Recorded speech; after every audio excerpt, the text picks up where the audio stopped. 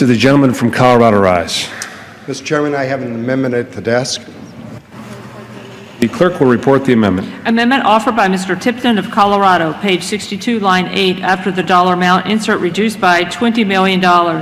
Page 79, line 17, after the dollar amount, insert increase by $20 million. Page 80, line 19, after the dollar amount, insert increase by $20 million. Pursuant to House Resolution 333, the gentleman from Colorado and a member opposed, each will have 5 minutes. The chair recognizes the gentleman from Colorado. Mr. Chairman, I yield myself as much time as I may consume. I'd like to thank Chairman Calvert and Ranking Member McCollum for their collaborative efforts in putting together this bill that carefully and thoughtfully allocates limited resources in order to conserve and restore our nation's precious natural resources. As you know, states across the nation, especially those in the West, face widespread drought, deteriorating forest health conditions, all of which increase risk of catastrophic wildfires and tragic loss of life and property. Furthermore, these forest health conditions and the wildfires wreak havoc on species habitat, recreational economies, critical infrastructure, and clean, abundant water supplies. In 2014, the Forest Service and the Department of Interior agencies spent over $1.5 billion in fire suppression costs to combat fires on more than 3.5 million acres of private, state, and federal lands.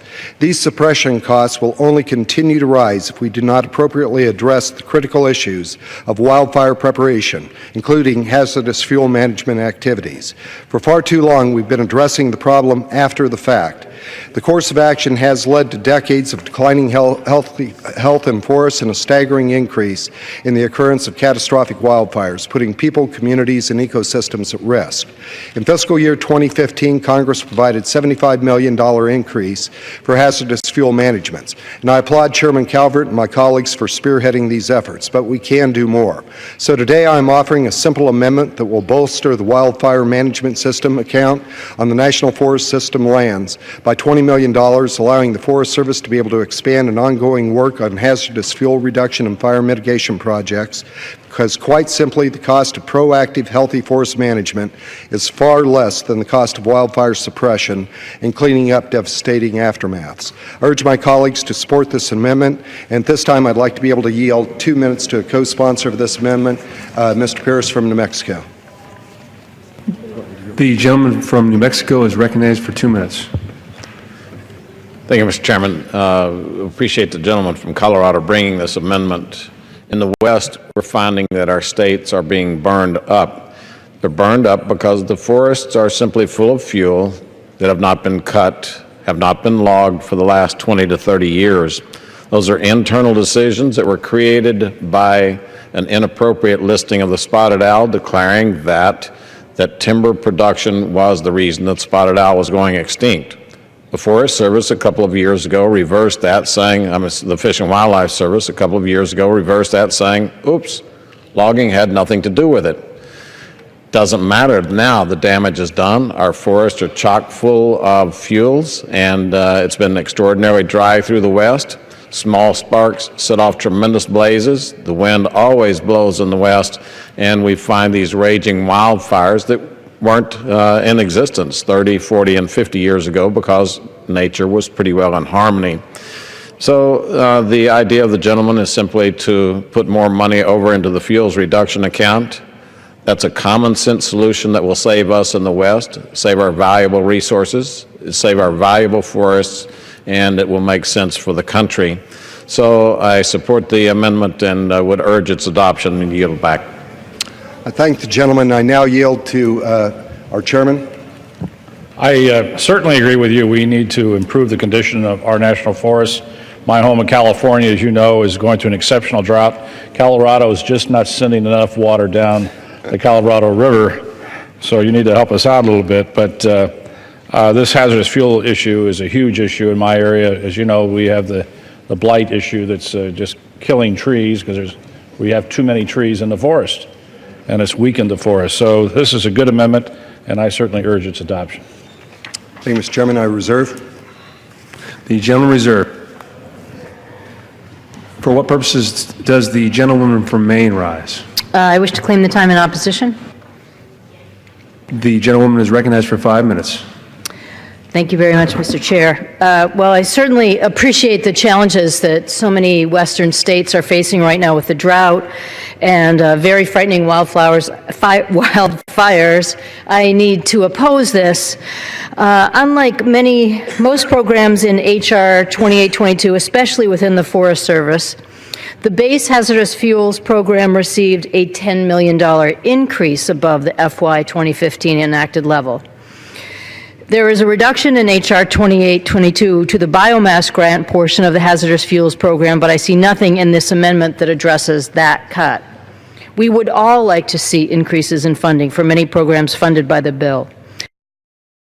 Chairman Calvert has certainly been a strong advocate for robust wildland fire program, including hazardous fuels. Coming from the fire-prone state of California, as he just mentioned, he knows as well as anyone that our fire program needs support, and he has funded that accordingly.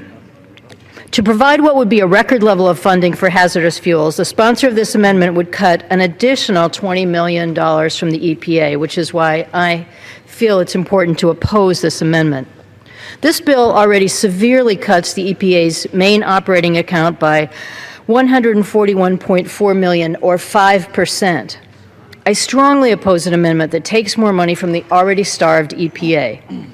The very air we breathe and the water we drink are endangered by the funding and policy decisions made in this bill, and their consequences will be negatively felt in communities across this nation. I know cutting EPA is an easy target for many of my colleagues across the aisle, but I want to ensure my colleagues, I want to make sure that they understand what this amendment would cut if it was adopted.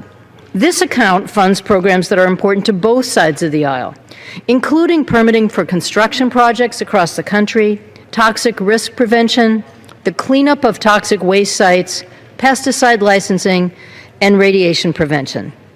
EPA's work goes beyond the political talking points of scary regulations, and it is necessary to keep vulnerable populations safe from environmental disasters. It's beyond reason, frankly, to cut the very federal employees that have ably responded to the disasters such as the BP oil spill and the coal ash spill in Kingston, Tennessee in 2008. I do not support gutting the EPA even further, and I oppose this amendment and urge my colleagues to do the same.